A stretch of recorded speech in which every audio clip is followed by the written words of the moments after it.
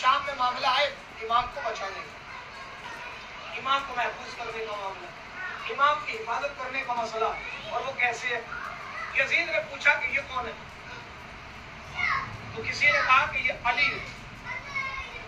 हजरत ज़ैनुल आबिदीन की तरफ इशारा करके कहा कि ये अली। तो यजीद ने कहा कि करबला में अली तो शहीद हो गए, कितने अली के घर में अली है, यहाँ तक आ गए। अब मैं फिर एक पीछे की तरफ बात ले जाता हूँ और फिर एक गोशाया से समझिएगा। हजरत अली अलैहिस्सलाम की ताकीद थी कि अपने घर के बच्चों के नाम अली रखे और बच्चियों के नाम फातिमा रखे, ताकि पूरी दुनिया तक कम से कम किरदार अली व नाम अली पहुंच जाए। दुनिया समझ ले कि हुकूमतें जिस नाम को मिटाना चाहती हैं, अगर हर घर में अली पैदा न हो जाए तो अबू तालिब का बेटा न कर। ये मिशन था। तो हजरत ज़ैनुल आबिदीन अली की शक्ल में वहां पहुंचे। उसने कहा कितने अली है? फरमाया वो मेरा भाई था कि जो करबला में शहीद हुआ। उसने कहा इन्हें भी कत्ल करो।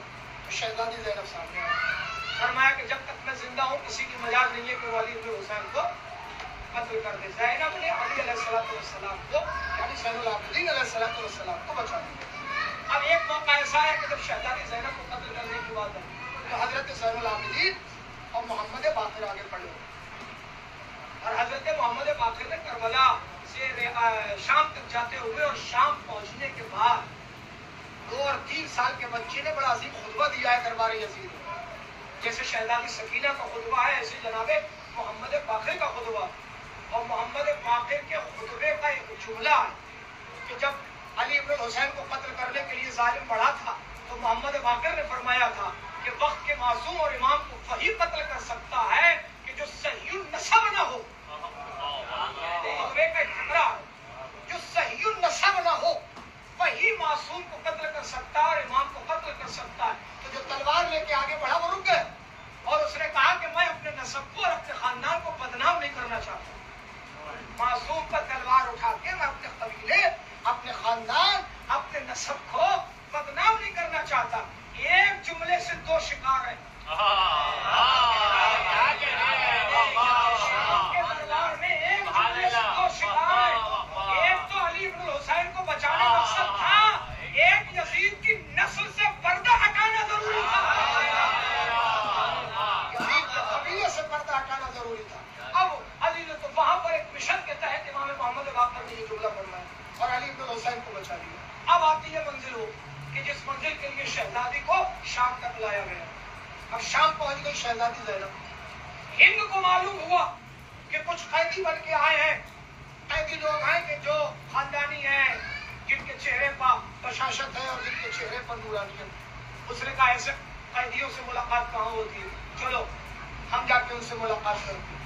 अब हिंद आती है मुलाकात करने शहजादी ज़ैनब से। शहजादी ज़ैनब ने अपने चेहरे पर बाल डाल रखे हैं क्योंकि चादर छीनी जा चुकी है। आप बरहना सर हैं, बेपर्दा हैं। जब आपकी हिंद से मुलाकात होती है तो वो सारी बातें अपनी जगह में, जो बात अर्ज कर रहा हूँ जरा समझ लिया। हिंद से पूछा कि तुम कौन हो? तो उसने कहा कि मैं शाम की शहजादी हूँ। फरमाया कि तुम कौन हो? फरमाया कि हम तो कैदी हैं। तब तुम्हारे कैदी जो कैदी हैं और जिनके चेहरे हैं उनसे लग रहा है कि किसी अच्छे कबीले से। आप कहाँ के रहने वाले? फरमाया मदीने के रहने वाले। मदीने का नाम, पूरे कबीले का नाम, वो मसहब की दुनिया के मामलात है। मगर मैं जो बात अर्ज कर रहा हूँ जरा वो समझ लीजिए। शहजादी ने जैसे फरमाया कि मैं ज़ैनब हूँ, तुमने पहचाना नहीं। तो ज़ैनब तुमने पहचाना। हिंद ने कहा कि आप शहजादी ज़ैनब नहीं हो सकते।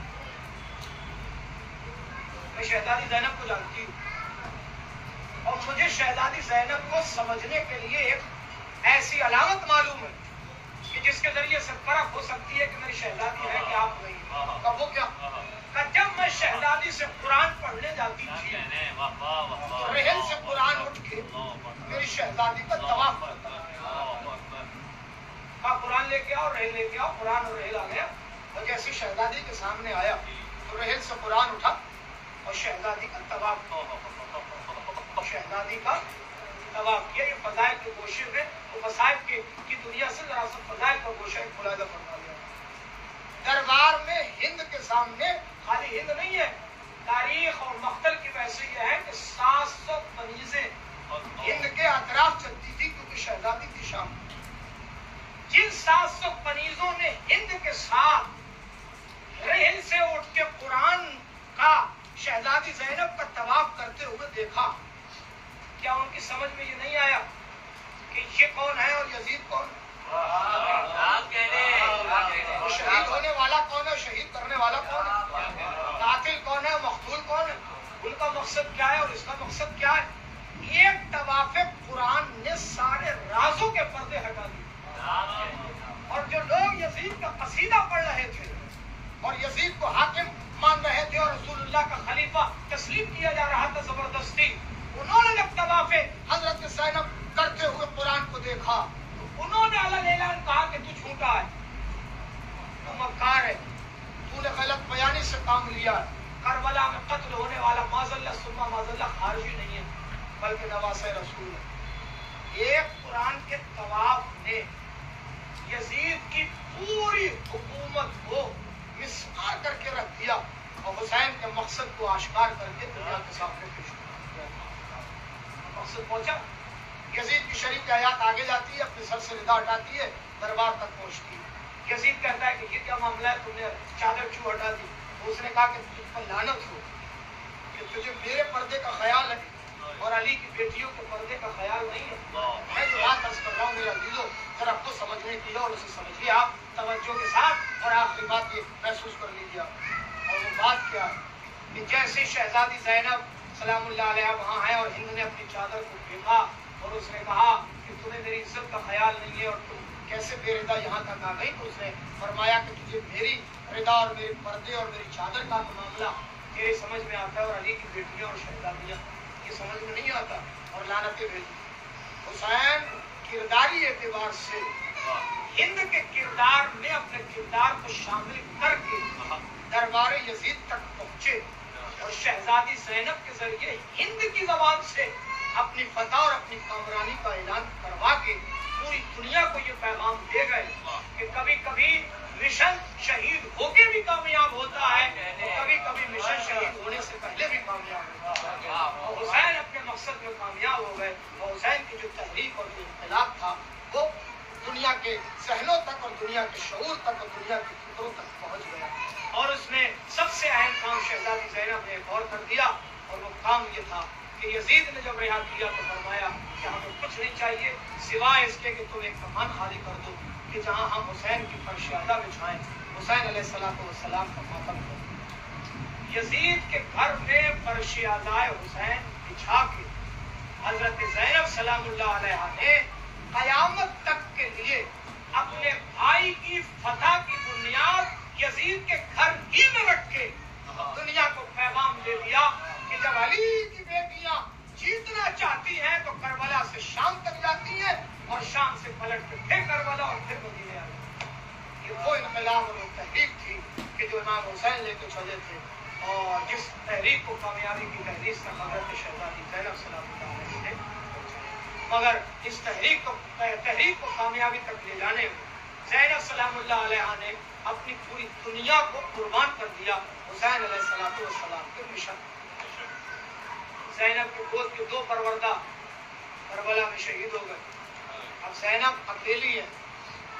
نسل زینب اب پڑھنے والی نہیں ہے مگر صرف امام حسین علیہ السلام کے مقصد کو بچانے کے لیے اتنی بڑی قربانی شہزادی زینب. اور شہزادی زینب اسی وجہ سے عزیزو شام میں رہنا چاہتی تھی. کربلا آئی ہیں اور مدینہ اس لیے آنے نہیں چاہتی تھی کہ اگر عبداللہ نے پوچھ لیا اور عبداللہ کو جواب کیا تو اپنے والی وارث سے کیا کہوں گی، اپنے شوہر سے کیا کہوں گی. مگر کیونکہ زین العابدین علیہ السلام کا اصرار تھا اس لیے حضرت امام حسین علیہ السلام کی شہادت کے بعد رہا ہونے کے بعد حضرت زینب سلام اللہ علیہ کربلا آئی. اور کربلا آنے کے بعد حضرت امام حسین علیہ السلام کی قبر پر ایسے گئی کہ جیسے کوئی ننھا سا بچہ اپنی ماں کی آغوش کو اور دنیا چلتے چلتے حضرت شہزادی زینب امام حسین علیہ السلام کی قبر مبارک تک پہنچی. 2-4 فکرے سن لیں آپ مسائل کے عزیزو کیونکہ یہی مال مجلس ہے، یہی حاصل مجلس ہے، اور یہ آنسو زخم بدن امام حسین کا مرہم ہے۔ ہو سکتا ہے کہ ہمارا کوئی آنسو رومال سیدہ میں جگہ پا جائے اور امام حسین علیہ السلام کے زخموں کا مرہم بن جائے۔ شہزادی آئی ہے کربلا، اور شہزادی کربلا آنے کے بعد امام حسین علیہ السلام کی قبر پر جانا چاہتی تھی۔ کربلا میں امام حسین کا پہلا زائر امام حسین علیہ السلام کی قبر کی زیارت کے لیے آیا ہوا، جس کا نام ہے جابر ابن عبداللہ الانصاری۔ نابینا صاحب امام حسین کی قبر سے لپٹا ہوا امام کی زیارت پڑھ رہا تھا، اور امام کی قبر سے زیارت کر رہا تھا کہ قبر امام حسین ہلنے لگی۔ جابر نے ہاتھ رکھا اور پوچھا، آقا کیا وجہ ہے کہ آپ کی قبر کو لرزا ہے اور آپ کی قبر ہل رہی ہے؟ آواز آئی ہے، جابر حدود کربلا سے اتنے باہر چلے جاؤ، اتنے باہر چلے جاؤ کہ تمہاری نگاہیں میری شہزادی زینب، کیونکہ میری بڑی بہن شہزادی زینب میرے قبر کے قریب آنا چاہتی ہے، اور اس کے جو بازوؤں پر رسیوں کے نشان ہیں، میں سفر اور جو سوات سفر ملی ہے وہ شاید میرے سامنے رکھے اور مجھے دکھائے۔ یہ جابر حدود کربلا سے باہر چلے۔ حضرت زینب آئی، گھٹنیوں کے بل چلتے چلتے حضرت امام حسین کی قبر پہ آئی، روئی۔ علی اکبر علیہ السلام کی قبر پر روئی، علی اکبر علیہ السلام کے مصائب پڑے۔ ساری قبروں پہ جب رو چکی تو حضرت زین العابدین سے فرمایا، میرے لال اب مجھے میرے غازی عباس کی قبر پر میں اپنے غازی کی قبر تک جانا چاہتا ہوں، میں اپنے وفادار کی قبر تک جانا چاہتا ہوں، میں حسین علیہ السلام کے وارث علی ابن حسین نے شہزادی کا بازو پکڑا اور لے کے چلے، ایک ننھی سی قبر پر لے جا کے بٹھا دیا۔ شہزادی زینب نے جب ننھی سی قبر دیکھی، حضرت امام زین العابدین کا چہرہ دیکھ کے فرمایا، اے میرے لال میں نے تجھ سے عباس کی قبر کا پتہ پوچھا ہے، یہ کس بچی کی قبر پر لا کے تم نے بٹھا دیا؟ حضرت امام زین العابدین رونے لگے، اے پھوپھی اماں یہی تو میرے چچا کی قبر ہے، یہی تو میرے امو کی قبر ہے۔ فرمایا تیرا بھیا تو قد و قامت میں بہت بڑا تھا، یہ چھوٹی سی قبر کیوں ہے؟ فرمایا کہ میرے چچا کے اتنے ٹکڑے کیے، لاش کے اتنے ٹکڑے کیے گئے، اس قبر میں حضرت عباس علم نے اسے گردے لحاظ کیا۔ یہ وہی عباس عزیزو کہ جن پر امام حسین علیہ السلام ناز کرتے تھے۔ میں ایک خطرہ آخری ہے، کیونکہ ابھی آپ نوحہ کی سماعت فرمائیں گے، اس لیے آخری خطرہ بلادہ فرما لیں۔ شہزادی آ گئی مدینے کی طرف کربلا سے ہو گئی۔ جب مدینے گئی شہزادی تو شہزادی اپنے گھر نہیں، امام حسین علیہ السلام کے گھر میں فرشادہ بچھائی، وہیں اپنے بھائی کا ماتم کرتی رہی اور وہیں اپنے بھائی کو روتی رہی۔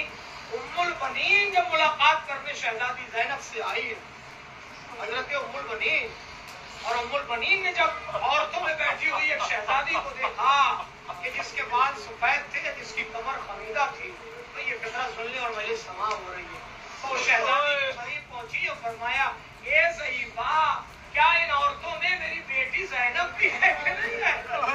میں اپنی شہزادی سے ملاقات کرنے آئی ہوں، میں اپنی زینب سے ملنے آئی ہوں۔ میں ایک مرتبہ شہزادی نے نظر اٹھائی، فرمایا اے ام البنین آپ نے بھی ہمیں نہیں پہچانا؟ ارے ہم ہی علی کی بیٹی زینب ہیں، ابھی عباس کی بہن یہ کمر حمیدہ کیسی؟ فرمایا جب سے عباس مارے گئے زینب کو بڑھاپا آ گیا، زینب کی کمر حمیدہ ہو، اس لیے کہ جس کے سہارے زینب گئی تھی وہ عباس دریا کے کنارے بازو قلم کرا کے سو گیا۔